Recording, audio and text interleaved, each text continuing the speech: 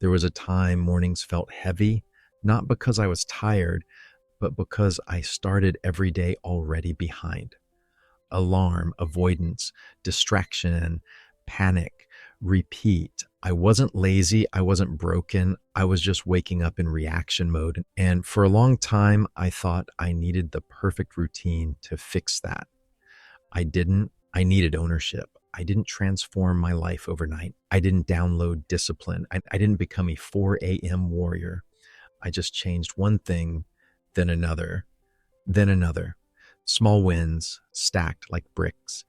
And this is the routine that took me from a drained zombie to a calm, focused human being. No miracle hacks, no fake perfection. Steal it and tweak it, make it yours.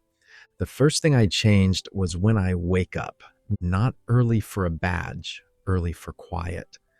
I wake up at 5:45, not because it's trendy, because the world isn't tugging at me yet. No emails, no drama, no people pulling at my attention, just stillness. And in that stillness, something shifts. You stop reacting and start choosing. I don't check my phone. I don't negotiate with my blanket. I sit up, put my feet on the floor, and say one sentence: thank you. I get another shot today. That moment flips the switch. I'm not behind anymore. I'm present. If waking up is hard, here's the simplest fix. Put your phone in another room and use a basic alarm clock. It won't open Instagram, but it will open your day. Next, I do one uncomfortable thing on purpose. For me, that's cold water. And listen, I hated it at first, which is exactly why it worked. Comfort is clever. It whispers 5 more minutes.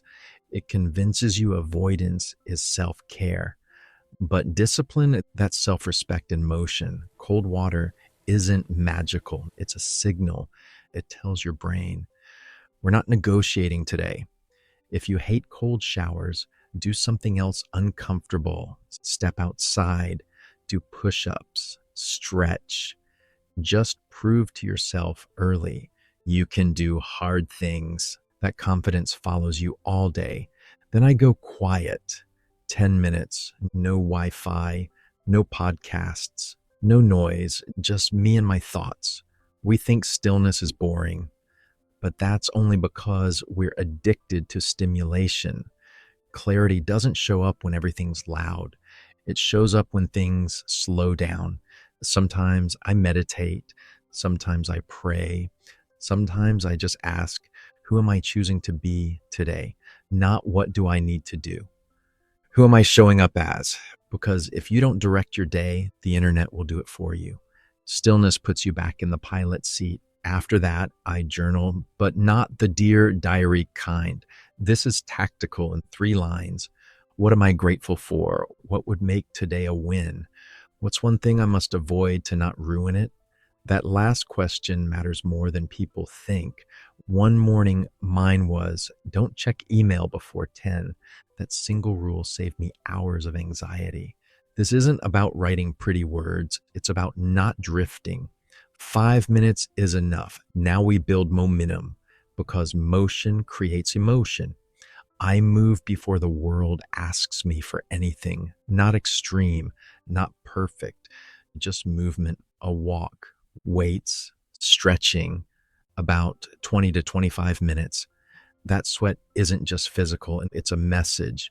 I showed up for myself first, then I fuel the simple, intentional protein, slow carbs, water, because food is programming. You're choosing energy or fog.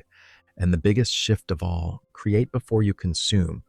The old me started the day swallowing other people's thoughts, news, opinions, noise. Now I write ideas, plans, a script, even 10 minutes. When you create first, you don't spend the day reacting, you lead. This routine didn't appear overnight. I stacked it layer by layer, like bricks. So don't try to copy everything tomorrow. Start with one thing and no phone. 10 minutes of stillness, 3 lines in a notebook, just lay your first brick. Because the goal isn't a perfect morning, and it's an owned morning.